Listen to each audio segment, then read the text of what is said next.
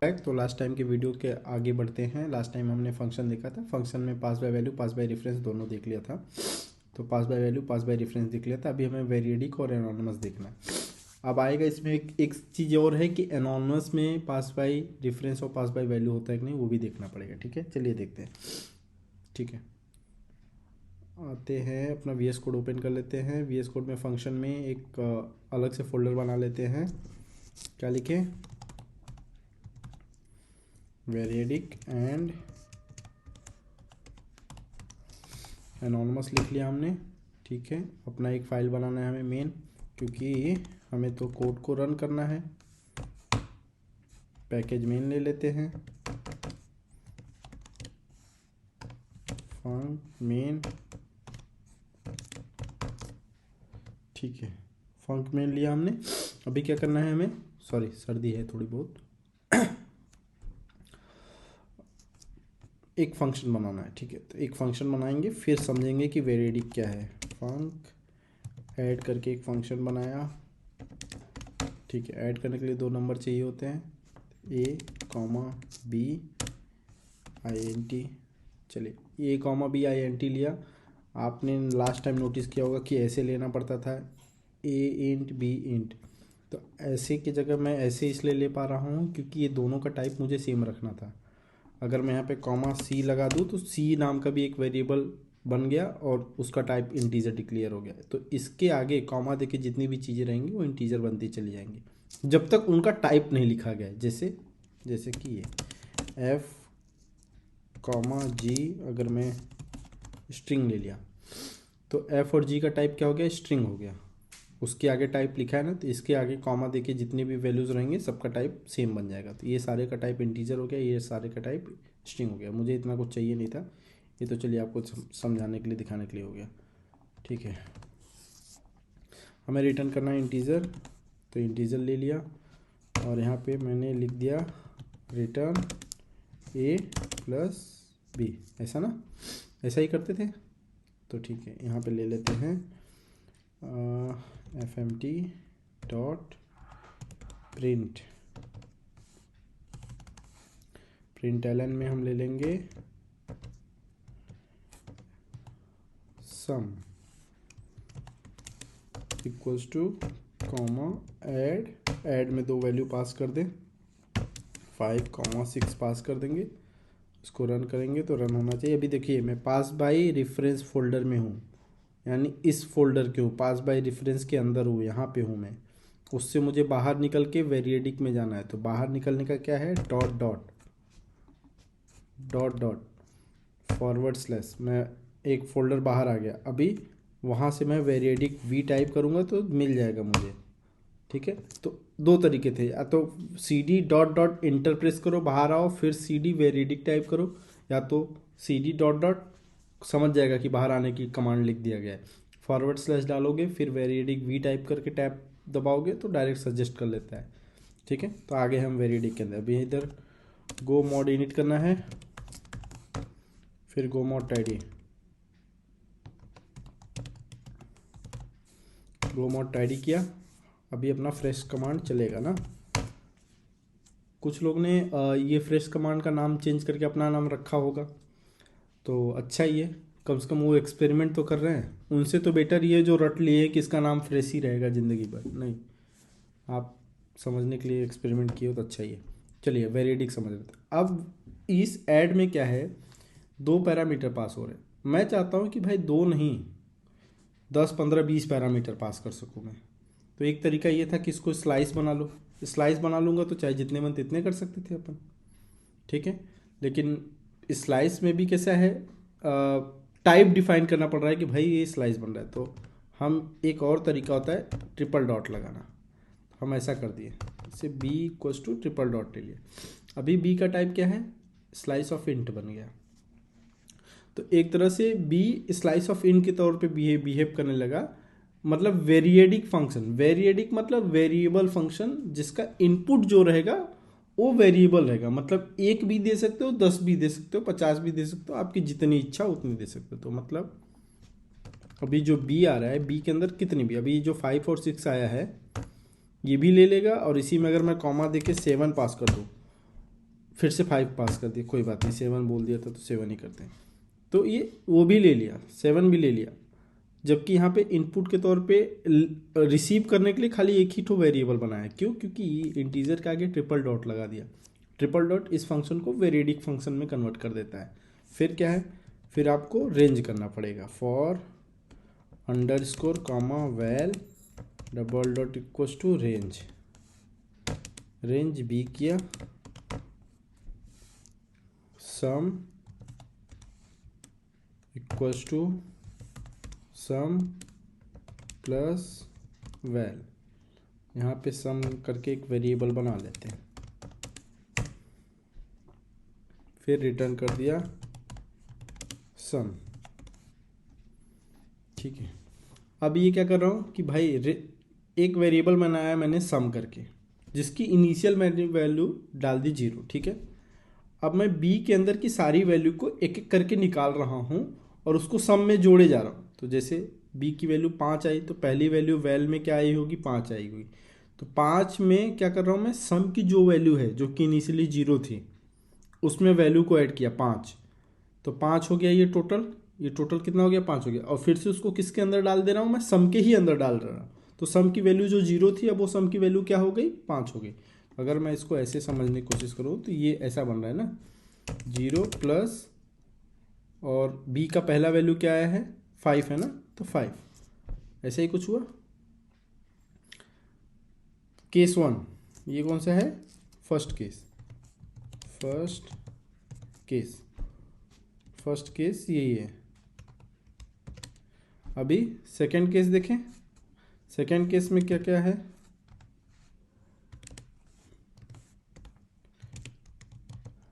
Second case में अगर मैं समझने जाऊंगा तो सेकंड केस में अभी सम की वैल्यू क्या हो चुकी है, 5 हो चुकी है। तो क्या हो रहा है, 5 प्लस दूसरी वैल्यू क्या आई है, 6 आई है, 6, तो ये इक्वल्स टू 5 हो रहा है, इक्वल्स टू 5 हो रहा था, इक्वल्स टू जो सम, ये जो 5 आया है वो फाइनली सम के अंदर सेव हो गया है। अब यहाँ पे 5 प्लस 6 11 हुआ, तो इक्वल्स टू 11 हो गया सेकेंड केस में। और फिर आएगा थर्ड केस, हम थोड़ा थोड़ा मतलब प्रोग्रामिंग भी समझते चल रहे हैं अब, क्योंकि वेरिएडिक का तो इतना ही फंडा था, ये तो हमने समझ ही लिया। अभी जो हम कर रहे हैं वो हम ये जानने की कोशिश कर रहे हैं कि भाई थोड़ा बहुत कोडिंग जो करते हैं कैसे कर रहे हैं वो समझने की कोशिश कर रहे हैं। तो वेरिएडिक का तो काम हो चुका है, अभी हम कुछ और भी कर रहे हैं। तो थर्ड केस में क्या आ रहा है, थर्ड केस में सम की पहले से वैल्यू 11 हो चुकी है, 11, और उसमें प्लस कर रहा हूँ मैं कितना, लास्ट में 7 आया है, 7 प्लस कर रहा हूँ तो इक्वल्स टू क्या हो रहा है, 18 हो जा रहा है। तो लास्ट में 18 हो जा रही है, तो तीन ही वैल्यू आई थी, तीनों मैंने रीड की और ऐड कर दी। ये अंडरस्कोर क्या करता है भाई, जब हम कभी भी रेंज करते हैं किसी चीज़ को तो हमें अगर वो स्लाइस है या एरे है तो दो चीज़ें मिलती हैं, एक तो उसका वैल्यू जो है 5 6 7, और उसका इंडेक्स, जैसे 5 है 0 पोजीशन पे, 6 है फर्स्ट पोजीशन पे, हमने समझा है ये चीज़। तो ये आई में अगर मैं चाहूँ तो डाल सकता हूँ।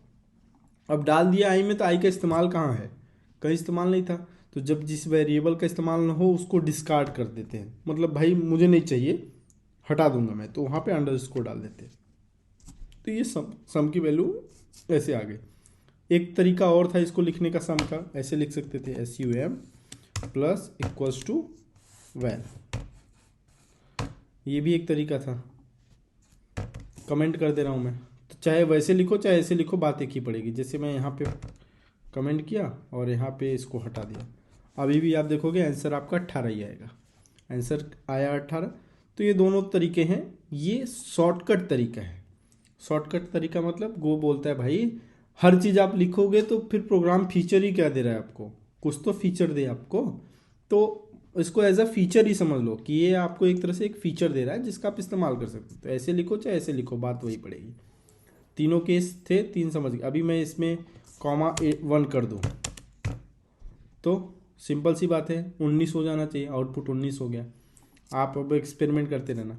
कुछ लोग क्या एक्सपेरिमेंट कर सकते हो, जैसे मैं अगर आपके जगह पे होता, पहली बार सीख रहा हूँ, प्रोग्रामिंग नहीं आता, तो मैं क्या बोलता भाई मैं प्रिंट करके देखूंगा कि हर बार ये बी की वैल्यू क्या क्या आ रही है और किस पोजीशन के लिए आ रही है, तो ऐसा कुछ करता। मतलब खेलने वाली बात हो गई कि भाई मैं प्रैक्टिस कर रहा हूँ, सीख रहा हूँ, तो हर बार प्रिंट करके देखूंगा कि चल क्या रहा है कोड के अंदर। यहाँ पे ऐसे लिखूंगा आई, जो आई डिस्कार्ड किया था अभी आई का इस्तेमाल कर रहा हूँ, I equals to comma I, और val equals to comma val, हर बार का आई और उसके सामने का वैल, तो ये आया ना, आई इक्वल्स टू 0 पे 5 है, 0 पे 5 है, आई इक्वल्स टू 1 पे 6 है, 1 पे 6 है, आई इक्वल्स टू 2 पे 7 है, आई इक्वल्स टू 3 पे 1 है। तो ये क्या है, ये खाली बस एक्सपेरिमेंट का हिस्सा है, कर करके देख रहे हैं कि हाँ यार चल क्या रहा है। देखे तो ये रेंज वाला जो फंडा है, ये रेंज वाला जो वर्ड है, ये असल में करता क्या है, ये दो चीज़ें रिटर्न करता है। एक तो वैल्यू रिटर्न कर रहा है, दिख रहा है वैल्यू में 5 6 7 1, और एक उसका पोजीशन जो कि हमेशा 0 से स्टार्ट होता है। ठीक है, तो खेलने वाली चीज़ें आप खेलते रहिए। हमें वेरिएडिक सब भी समझ में आ गया कि वेरिएडिक क्या होता है। ठीक है, अब लगे हाथ हम एनोनिमस फंक्शन देख लेते हैं। एनोनिमस को अगर आप गूगल पे जाके सर्च करोगे तो एनोनिमस मतलब ये होता है कि अज्ञात। अज्ञात मतलब जिसको हम आइडेंटिफाई ना कर सके, पहचान ना सके कि ये भाई ये कौन है। आपका काम कर दिया लेकिन कौन किया कैसे किया नहीं पता, तो उसको बोलते हैं अज्ञात फंक्शन। अज्ञात फंक्शन की खास बात क्या होती है, अज्ञात फंक्शन ऐसा हो गया कि जिस समय आप उस फंक्शन को बना रहे हो उसी समय इस्तेमाल कर लो, क्योंकि बाद में आप उसको इस्तेमाल नहीं कर पाओगे। क्यों? क्योंकि बाद में इस्तेमाल करने के लिए उसको बुलाओगे कैसे, जब वो तो अज्ञात है ना। समझिए, जैसे एक वेरिएबल मैंने बना लिया, var I int equals to, मैंने 10 डाल दिया अभी के लिए मान के चलो, तो ये 10 जो वह है ये आई के अंदर डाला है मैंने। अभी आई को मैं बुलाऊंगा तो मुझे 10 मिल जाएगा, तो मतलब ये जब वैल्यू चाहिए होगा तो मैं आई की मदद से ये वैल्यू ले सकता हूँ। ठीक है, ये वैल्यू है और ये उसका होल्डर है जहाँ पे उसने होल्ड करके रखा है, या वेरिएबल होल्डर जैसे आपको समझना है। बर्तन समझ लीजिए, किचन का बर्तन हो गया और उसके अंदर की सामग्री 10 है। ठीक है, अब ये सामग्री लेना है तो इसके मदद से कर बुला सकते हैं, ले सकते हैं। अब मैं कोई ऐसा तरीका लगा दूं कि ये 10 तो लिख लिया, उसको कहीं रखूँ ही ना, तो उसका मतलब यही है कि आप उसका डायरेक्ट इस्तेमाल कर रहे हो। जैसे यहाँ पे देखो 5 6 7 1, इन सबको किसी बर्तन के अंदर डाला ही नहीं मैंने, तो क्या मैं इसका दोबारा इस्तेमाल कर सकता हूँ क्या? नहीं कर सकता। कहाँ इस्तेमाल किया? खाली यहीं पे इस्तेमाल किया, बाद में कहीं और इस्तेमाल नहीं होगा। तो ये तो कॉन्सेप्ट हो गई कि भाई एनोनिमस मतलब नाम से ही समझ में आ रहा है कि भाई एनोनिमस मतलब ऐसा फंक्शन होगा जिसका नाम नहीं होगा, नाम गाँव नहीं होगा, उसको दोबारा नहीं बुलाया जा सकता होगा, ऐसा ही होना चाहिए। अब देख लेते हैं है ही कि नहीं। चलिए, ऐसा फंक्शन बनाते हैं जो राइट अवे बनेगा। फंक लिखा हमने, अब देखिए मेन के अंदर फंक्शन के अंदर फंक्शन बना रहे, जबकि ये सब हमेशा अभी तक जितने हमने फंक्शन बनाए थे वो फंक्शन के बाहर फंक्शन बनता था। अभी देखते हैं, फंक बनाया हमने, फंक बनाने के बाद ये दिया, उसके बाद करली ब्रैकेट्स बाहर ला के दिए, ठीक है, और लास्ट में फिर से दे दिया। इसको बोलते हैं एनोनिमस फंक्शन। अब इसके अंदर जैसे मैंने लिख दिया fmt डॉट println, तो यहाँ पे लिख दूँ एनोनिमस फंक इज रनिंग। आप हिंदी में लिखिएगा एनोनिमस वाला फंक्शन चल रहा है, ऐसा कुछ। तो ये देखिए, ये दिखा आपको एनोनिमस फंक्शन इज रनिंग, तो इसके अंदर जो भी लिखा रहेगा वो चीज़ रन होगा। रन होगा, बिल्कुल होगा। ठीक है, इसमें भी हम चीज़ें पास कर सकते हैं int, और इसमें भी हम चीज़ें रिटर्न कर सकते हैं। ठीक है, तो यहाँ पे रिटर्न में हमें लिखना पड़ेगा रिटर्न 0। ठीक है, तो ऐसे लिखना पड़ता है, तो लिख देंगे, दिक्कत वो नहीं है। ये देखिए क्या है, ये क्या बोल रहा है भाई, नॉट लिसनिंग। मेरा सीरी चालू हो गया, कोई बात नहीं, सीरी बंद हो जाओ, आपका कोई ज़रूरत नहीं। Not enough argument in call, funk in A in literal, have, यहाँ पे 5 पास करना है, इंटीजर चाहिए था तो इंटीजर देना पड़ेगा ना। वो तो ठीक है, काम की बात ये है। एनोनिमस रन हो रहा था, आपको समझ में आ गया। अब क्या इस फंक्शन को मैं यहाँ पे दोबारा बुला सकता हूँ लाइन नंबर 13 पे 14 पे? जैसे ये ऐड हो गया, ऐड को मैंने यहाँ पे बुलाया है, ऐड को मैं यहाँ पे चाहूँ फिर से बुला सकता हूँ। ऐड लिखो और उसके अंदर जो भी पास करना है, जैसे ये पास करना है, पास करना था कर दिया, ठीक है। क्या है को इंटरप्रेस हो गया भाई, कर दिया। फिर से बुलाना है तो कर सकते हैं क्या? हाँ कर सकते हैं, काहे नहीं कर सकते। अब समझने वाली बात ये थी कि हम इसको बार बार क्यों बुला पा रहे हैं, क्योंकि इसका एक नाम है, इसका एक नाम है, इसलिए हम इसको बुला पा रहे हैं। एनोनिमस के साथ क्या है, कोई नाम ही नहीं, क्या ले रहा है क्या दे रहा है और वहीं पे उसका इस्तेमाल कर लिया हमने, बात खत्म। अब इसका मतलब हम फिर बना ही क्यों रहे हैं? उसको नॉर्मल भी लिख सकते थे, बिल्कुल लिख सकते थे। फिर बनाने का रीज़न यही है कि भाई कभी कभार कैसा होता है, हमारे कोड को ऐसे लिख देने में ज़्यादा ऑर्गेनाइज भी हो जाता है, चीज़ें समझ में आने लगती है। और दूसरा, हमें कभी कभी इसको गो रूटीन में रन करना पड़ता है। आगे हम सीखेंगे गो रूटीन क्या होता है। गो रूटीन ऐसे समझ लीजिए अभी के लिए कि एक ब्यूटी है इसकी, गो लैंग्वेज की, एक मतलब बहुत ही अच्छा फीचर है। सिंपल सी बात है, वो एक साथ 2 चीज़ों को चलाने के काम आता है, एक साथ 2 चीज़ें चला सकते हैं, ठीक है। तो उसी लिए गो रूटीन होता है। तो अब आगे की चीज़ें बाद में। तो एनोनिमस था तो इसलिए इसका कोई नाम नहीं रखा गया, नाम नहीं रखा गया इसलिए इसको दोबारा बुलाया नहीं जा सकता। इसको बार बार बुला पा रहे हैं क्योंकि इसका नाम रखा गया। वेरिएडिक है तो कितने भी नंबर ऑफ आर्गुमेंट हम पास कर सकते हैं, ठीक है, ठीक है।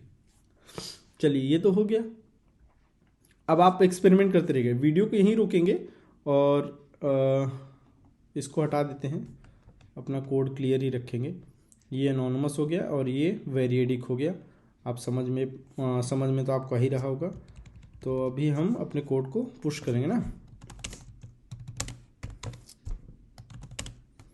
ऐड डॉट में मैंने 3 फाइल कमिट कर दी होगी, रनर को भी कर दिया है, इसको हटा दो और इसको डिस्कार्ड भी कर दो, डिलीट कर दो, मॉड ही रिसीव रखना है। गेट कमिट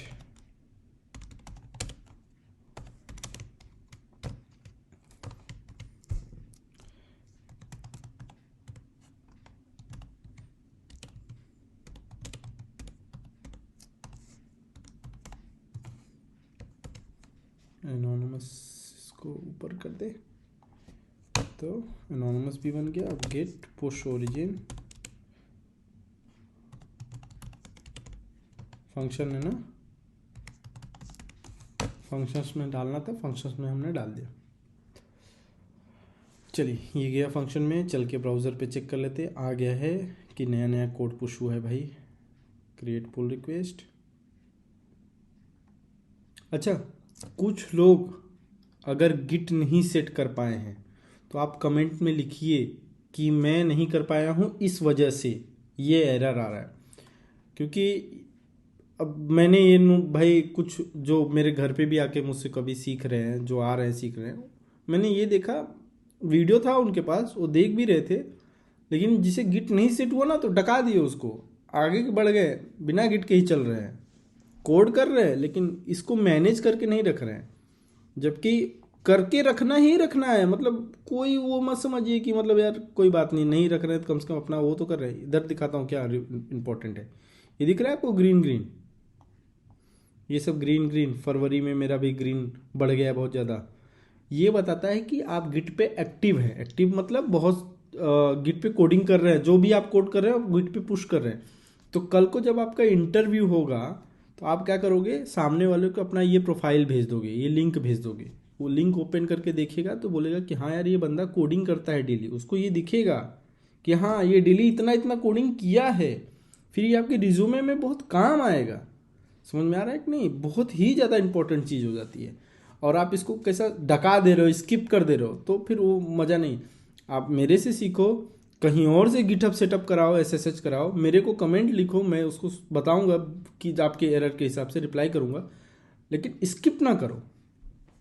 कोई भी स्टेप अगर आप देख के नहीं कर पा रहे हो, अटक रहा है, समझ में नहीं आया, तो उसके लिए मैं कमेंट में आपको रिप्लाई करूँगा, कुछ ना कुछ तो करूँगा ही अरेंजमेंट। लेकिन आप ऐसा नहीं कि डका दो, नहीं तो फिर मतलब नहीं रहेगा।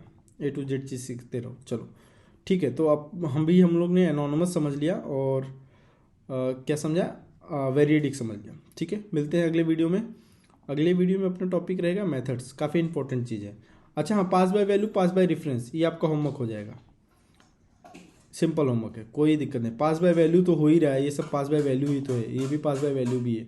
अभी पास बाय रेफरेंस होता तो आप करके देखोगे। नहीं आएगा कमेंट में लिखना कि हाँ मैंने पास बाय रेफरेंस कर रहा था, मुझे ये एरर आया है, तो मैं उसका रिप्लाई करूँगा।